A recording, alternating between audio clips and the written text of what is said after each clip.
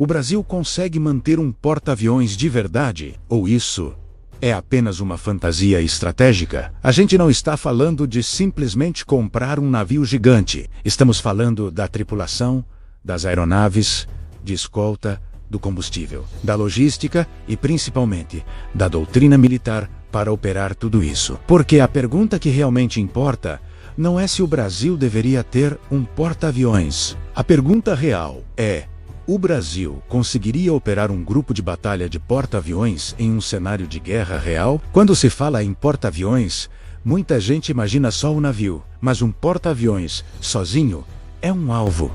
Ele não existe isoladamente. Ele é o centro de um grupo de batalha inteiro. Ter um porta-aviões significa manter um navio com mais de 60.000 toneladas, uma ala aérea embarcada, vários navios de escolta, proteção constante contra submarinos e uma cadeia logística absurda para sustentar tudo isso em alto mar. Ou seja, não é só um recurso naval, é um ecossistema militar completo e extremamente complexo. Vamos entender como funciona, na prática, a proteção de um porta-aviões moderno. Pense em camadas de defesa, como uma cebola. Na camada mais distante, operando bem à frente do grupo, estão os submarinos de ataque. A missão deles é caçar ameaças invisíveis, outros submarinos e navios inimigos que tentam se aproximar. Eles são os olhos e os ouvidos silenciosos do grupo. Na camada intermediária entram em cena as fragatas e os destroyers. Esses navios são multifuncionais. Eles são responsáveis pela defesa antiaérea diária,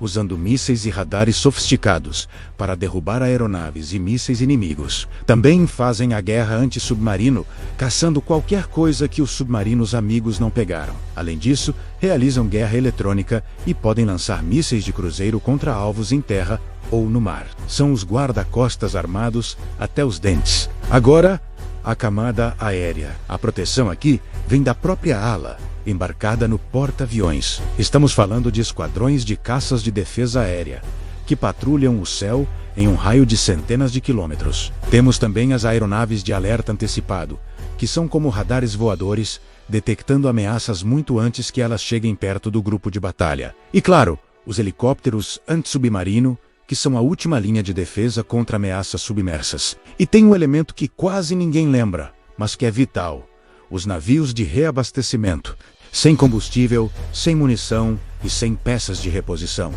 O grupo de batalha simplesmente para esses navios logísticos são a linha de vida que mantém toda essa engrenagem funcionando. Então a pergunta é direta e reta: o Brasil hoje consegue manter todas essas camadas operando ao mesmo tempo, de forma integrada e sustentada? Atualmente, o navio Capitânia da Marinha do Brasil é o NAM Atlântico. É um navio impressionante, mas ele não é um porta-aviões no sentido clássico. Ele é um navio de assalto anfíbio, ou um porta-helicópteros. Sua função é operar helicópteros, drones e transportar tropas de fuzileiros navais para uma praia. É extremamente útil para operações anfíbias, ajuda humanitária e controle de área marítima. Mas ele não projeta poder aéreo estratégico como um porta-aviões de asa fixa, que lança caças a jato. Em paralelo a isso, o maior e mais importante investimento estratégico da Marinha é o ProSub, o Programa de Desenvolvimento de Submarinos. Esse programa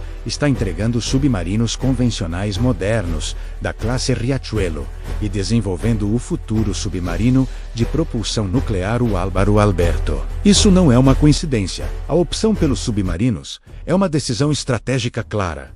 Por que submarinos? Porque eles oferecem um poder de dissuasão real, com um custo de operação e aquisição muito menor que um grupo de porta-aviões. Eles possuem alta letalidade, capazes de afundar navios muito maiores, e têm a vantagem tática da furtividade. Um submarino é extremamente difícil de detectar, enquanto um porta-aviões é uma presença visível e imponente no horizonte. Um submarino pode já estar em posição de ataque sem que ninguém saiba. Ele nega o uso do mar ao inimigo. E isso, para um país com a costa do tamanho da brasileira, é um poder gigantesco. Muita gente não fala sobre isso, mas um dos maiores gargalos para ter um porta-aviões são as aeronaves, que voam a partir dele. Um porta-aviões exige caças navais específicos, que são projetados para suportar a violência dos pousos e decolagens em um convés curto. Esses aviões são caros, a manutenção é complexa,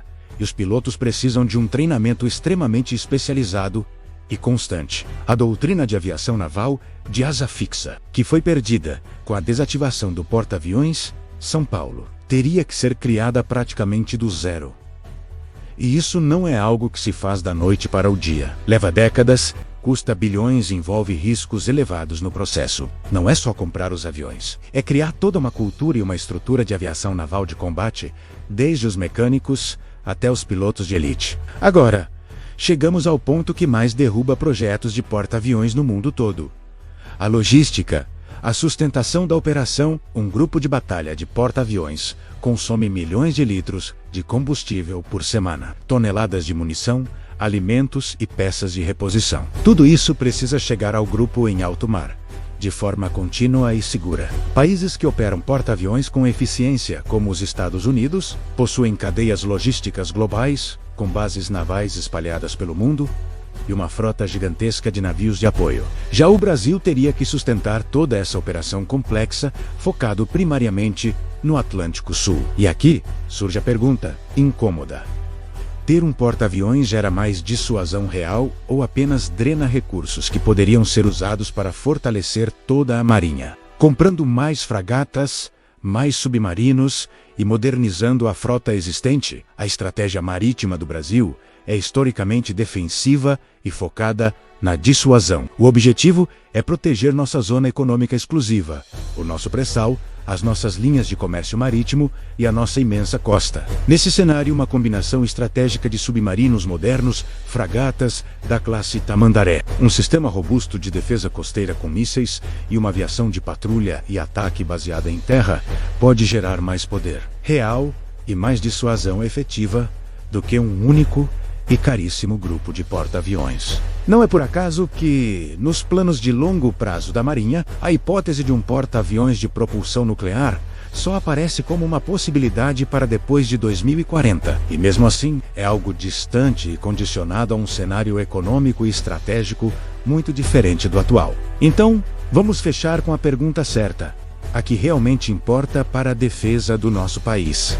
Para o Brasil hoje e no futuro próximo, o que faz mais sentido estratégico? Um único grupo de porta-aviões, que é caro, complexo de operar e talvez mais simbólico do que prático? Ou uma estratégia focada em submarinos, incluindo o nuclear, fragatas modernas e um forte controle do Atlântico Sul a partir de múltiplos vetores? Agora eu quero saber a sua opinião, mas não vale achismo. Justifique tecnicamente. Você escolheria o grupo de porta-aviões ou a estratégia de submarinos mais defesa costeira? Escreva aqui nos comentários qual você acha a melhor opção para o Brasil e, mais importante, o porquê da sua escolha. Vamos debater. Valeu e até a próxima!